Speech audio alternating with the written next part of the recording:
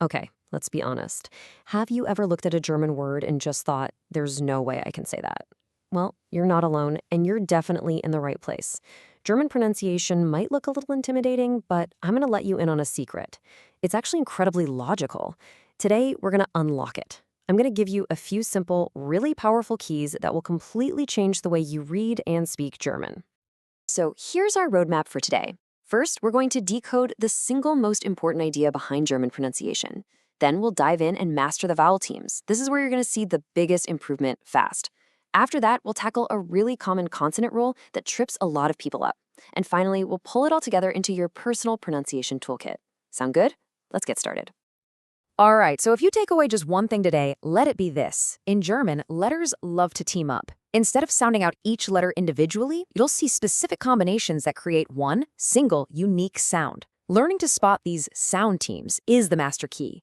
It's what lets you stop guessing and start speaking with confidence. Now let's get to the most important part, the vowel teams. The technical term is diphthongs, but just think of them as unbreakable sound units. When you see these letters together, they are always pronounced as one single sound. This is where we get the most bang for our buck, so let's dive right in. Our first vowel team is AU. Super common, super easy. When you see these two letters side by side, they make one sound and one sound only, ow, exactly like the sound in the English word house or mouse. Let's just say that sound together. Ow. Got it? Now let's see how this one tiny rule lets you pronounce a bunch of German words perfectly. Just look at how consistent this is. For the word car, we have Auto. Can you hear that ow right at the beginning? Auto. For tree, it's Baum. There it is again, Baum. Now the word for house. House. H-O-S. This one's pretty much identical to English. And for woman, it's Frau. Frau. Listen to that pattern again. Auto, Baum, house, Frau. It's the exact same ow sound every single time. It's predictable, and that's what makes it so powerful. And this right here is the main takeaway. You never, ever split this team up. It's not ah, ooh, it's always one smooth, fused sound, ow. This is rule number one for your toolkit. You see AU, you say ow. Simple as that.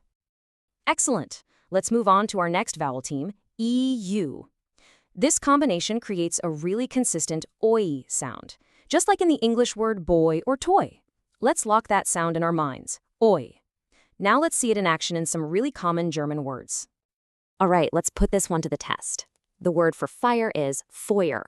Hear it? Feuer. The word for new is neu. So simple, neu. And here's a big one, the name of the language itself, Deutsch. Deutsch. And finally, for people, it's Leute.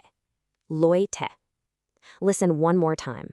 Feuer, neu, Deutsch, Leute. That oi sound is our anchor. It's a perfect, predictable sound every single time. Now, here is a fantastic little shortcut for you. If you see an A with those two little dots over it, the umlaut, followed by a U, so A-U, it makes the exact same oi sound. There is absolutely no difference. So for example, the plural of house is Häuser. We don't say Hauser, we use our new rule. Häuser, Häuser. See that? It's a great 2-for-1 deal. Okay, pay close attention here because this next one is absolutely crucial.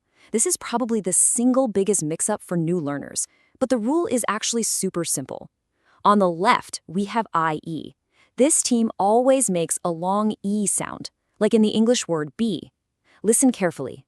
Lieben, sieben, Bier. You hear that long drawn-out E? Now on the right, EI is the complete opposite. It makes an I sound, just like the word I. Listen to the difference. Eins, Wein, klein. Let me make this crystal clear. IE is E. EI is I. Getting this one right will make your pronunciation sound so much better immediately. And here's a brilliant little phrase to help you remember. In Liebe, we see the IE, so we know it's that long E sound, Liebe. Ich liebe dich. But in mein, we see the EI, so it has to be the I sound, mein Herz. Seriously, burn this into your memory. Liebe is E, mein is I. This little trick will save you from so many mistakes down the road. You're doing great with the vowels. So now let's switch gears to consonants and talk about a rule that will instantly make you sound more like a native speaker. It's all about SP and ST. But here's the catch. It only happens when they're at the very beginning of a word. This one is a real game changer. Let's walk through this one step by step. Step 1. The rule. When SP or ST start a word, that S sound magically transforms into a sh sound. So SP becomes shpa and ST becomes shta. Step 2. Let's see some examples. The word for to play isn't spielen, it's spielen. The word for to speak is sprechen. For ST, the word for chair is not stool, it's stuhl. The word for city, Stadt. Now, step 3, the exception. This is so important. If SP or ST are in the middle or at the end of a word, the rule is off. The S just goes back to a normal S sound. Step 4. Let's look at the exception in action. The word for wasp is vespe. The SP is in the middle, so it's a clean S sound, vespe. And for dessert, vuste. The ST is in the middle, so it's vuste. You see? The position changes everything. So here it is, the golden rule. Position is everything. If it's at the start of a word, or even the start of a new syllable within a longer word, it's sh and sht. Anywhere else, it's just a regular S and T. This isn't just some random thing, it's a rule based on position. And now that you know it, I promise you'll start hearing it everywhere. All right, you have learned the core rules for German vowels and some key consonants. You now have the foundational tools. So let's put it all together in a quick practice session to really build your confidence and summarize everything we've covered. Okay, before we summarize, let's add 2 super quick, high-value consonant rules to our toolkit. First up, the letter W. In German, it's always pronounced like an English V, always. So this question word isn't we, it's V, like in the phrase wie geht's. This one is fundamental. Let's apply that rule right away. We see the W, so we know it has to be a V sound. This word is broken down into 2 parts, vo and hor. So together, it's vohor, voher. Simple as that. And here's our second bonus rule. When a word starts with an S and it's followed by a vowel, that S softens into a Z sound, kind of like a buzzing bee. So this extremely common word isn't C, it's Z, Z. And you'll use this one all the time because it can mean the formal you, she, or they. Let's do a super quick recap of your new toolkit. AU is au, as in auto. EU and AU are oi, as in Feuer.